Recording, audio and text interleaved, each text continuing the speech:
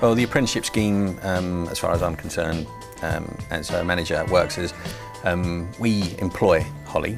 Holly attends training at a training partner in liaison with eSkills and QA.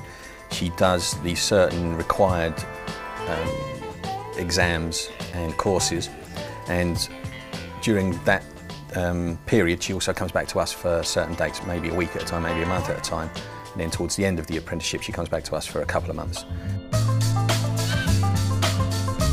Apprenticeship scheme is very good for us to look at for restaffing and staffing for future requirements. We had engineers come in who have been trained within Microsoft programs and that, but they come in with preconceived ideas a lot of the time, and sometimes to get them to work to the new processes within a company can be a long-winded process. It'll take you several months to get them up to speed, whereas Holly comes in with no preconceived ideas and hits the ground running. This is what we need you to do, this is how you do it, these are the processes.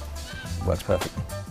So the key thing about an apprentice is you're getting someone from the ground up, you're teaching them about proactivity and not how to work reactivity, you're teaching them what many engineers don't know about, and that's how to talk to a customer.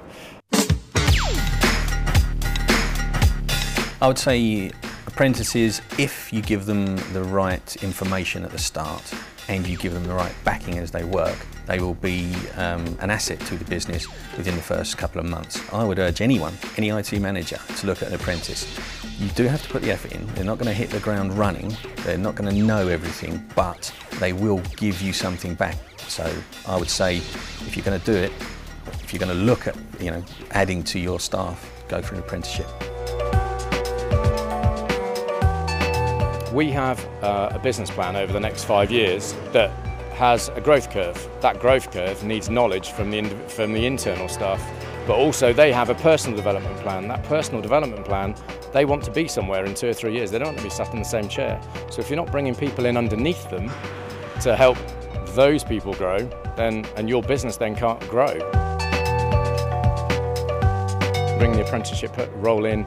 We've developed a new role for it called the CSC, Customer Service Coordinator.